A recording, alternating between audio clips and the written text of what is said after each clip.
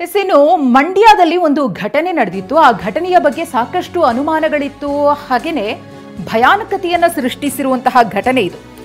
ಮನುಷ್ಯ ರಕ್ತ ಅಂತ ಹೇಳಿದ ಮೇಲೆ ಮತ್ತಷ್ಟು ಭಯದ ವಾತಾವರಣ ಸೃಷ್ಟಿಯಾಗಿದೆ. ಪೊಲೀಸರ ತನಿಖೆಯಲ್ಲಿ ಸ್ಫೋಟಕ ರಹಸ್ಯ ಇದೀಗ ಬಯಲಾಗಿದೆ.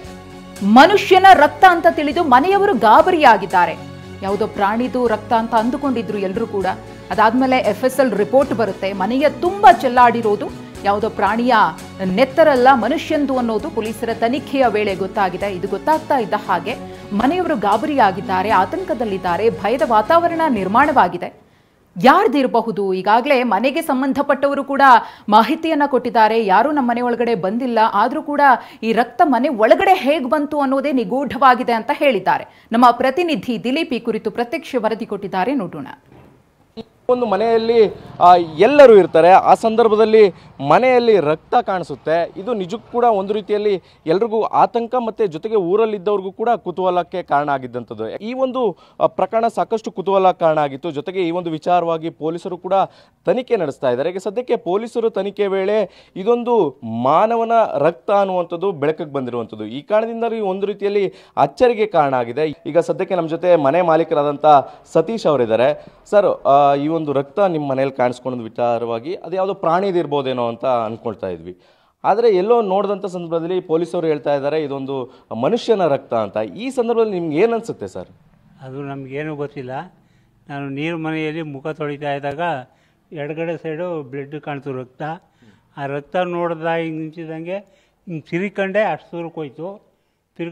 ನೀರು ಮನೆಯಿಂದ ಈಚು ಬರೋದಕ್ಕೆ ಮನೆ ಒಳಗೆಲ್ಲ ಇಲ್ಲು ಅಂತ ಕಾಣೋದು, ಅಲ್ಲೂ ಅಂತ ನಾವು ಇಲ್ಲಿ ನೋಡ್ತಾ ಇದ್ರೆ ಅಲ್ಲಿ ಕಾಣೋದು, ಅಲ್ಲಿ ನೋಡ್ತಾ ಇದ್ರೆ ಇಲ್ಲಿ ಕಾಣೋದು ಅನ್ಕೊಂಡು 2 ನಿಮಿಷದಲ್ಲಿ ಫುಲ್ ಮನೆಯೆಲ್ಲ ಆಗೋಯ್ತು. ಅದನ್ನು ನೋಡಿ ಪಕ್ಕದ ಮನೆಯವ್ರನ್ನ ಕರೆದೋ ಬಂದು ನೋಡ್ಕೋಬೋದು. ಅವರು ಒಳಗೆ ಬಂದರು. ಅವರು ನೋಡೋದಕ್ಕೆ ಎದುರೋಗ್ಬಿಟ್ಟು ಎಲ್ಲ ಹೊರಟೋದ್ರು. ಊರಿನ ಜನ ಎಲ್ಲ ತುಂಬ್ಕೊತು ನೋಡೋಕ್ಕೆ. ಏನೇನು ನೋಡಿದ್ರು ಯಾರಿಗೂ ಏನೂ ಗೊತ್ತಾಗಿಲ್ಲ. ಅವರು ಎಲ್ಲ ನೋಡ್ಕೊಂಡೋಗಿ ಪೊಲೀಸ್ನವ್ರು ಫೋನ್ ಮಾಡಿದಾಗ ಬಂದು ಅವರು ಚೆಕಪ್ ಮಾಡಿದ್ರು. ಏನು ಅಂತ ಗೊತ್ತಾಗಲಿಲ್ಲ. ಆಮೇಲೆ ಪೊಲೀಸ್ನವ್ರಿಗೆ ಬಿಟ್ಟಿದ್ದು ಅಂತ ಅಂದಮೇಲೆ ಅವ್ರು ಬಂದು ಅವ್ರ ಕಾರ್ಯಗಳು ಮಾಡ್ಕೋಬೋದು ಸರ್. ನಮ್ಗೆ ಯಾವ ರಕ್ತ ಅನ್ನೋದು ಗೊತ್ತಿಲ್ಲ. ಈಗ ಅದು ಮನುಷ್ಯನ ರಕ್ತ ಅಂತ ಹೇಳ್ತಾ ಇದ್ದಾರೆ ಸರ್. ನಿಜಕ್ಕೂ ಭಯ ಆಗಲ್ವ ಇದೊಂದು ಮನುಷ್ಯನ ರಕ್ತ ಇದು? ಅವತ್ತು ನೈಟೇ ಮನ್ಗೋಕ್ಕಾಗಲಿಲ್ಲ ನಮ್ಮ ಕೈಲಿ. ಆ ಥರ ಆಗಿತ್ತು. ಆದರೂ ಕಷ್ಟಪಟ್ಟು ಮನ್ಗಿದ್ದು. ಅದು ಬಿಟ್ಟರೆ ನಮ್ಗೆ ಇನ್ನೇನು ಗೊತ್ತಿಲ್ಲ. ರಕ್ತ ಯಾವುದು ಏನು ಅನ್ನೋದು ಗೊತ್ತಿಲ್ಲ ನಮಗೆ. ಯಾರು ಮನೆ ಒಳಕ್ಕೆ ಬಂದಿಲ್ಲ. ನಾನು ನನ್ನ ಹೆಂಡತಿ ಇಬ್ಬರೇ ಇರೋ ಮನೆಯಲ್ಲಿ.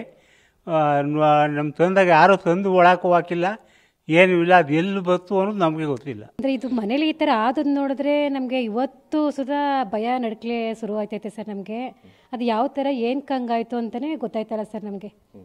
ನಮ್ಮ ಯಜಮಾನ್ರು ಏನು ಹೇಳಿದ್ರು ಎಲ್ಲ ನಿಜನೇ ಸರ್. ಇವಾಗ ಅದಕ್ಕೆ ನಮಗೆ ರಾತ್ರಿ ಎಲ್ಲ ನಿದ್ದೆನೇ ಮಾಡೋಕ್ಕಾಗಲ್ಲ ಸರ್. ನಮಗೆ ನಾವು ಸೋಮವಾರದಿಂದ ಇವತ್ತಿನ ತನಕನೂ ಅಷ್ಟೇ ರಾತ್ರಿ ಟೈಮ್ ನಿದ್ದೆನೇ ಮಾಡ್ತಾಯಿಲ್ಲ ಸರ್. ನಾನು ಸುಮ್ಮನೆ ಕೂತಿರ್ತೀನಿ ಅಷ್ಟೇ.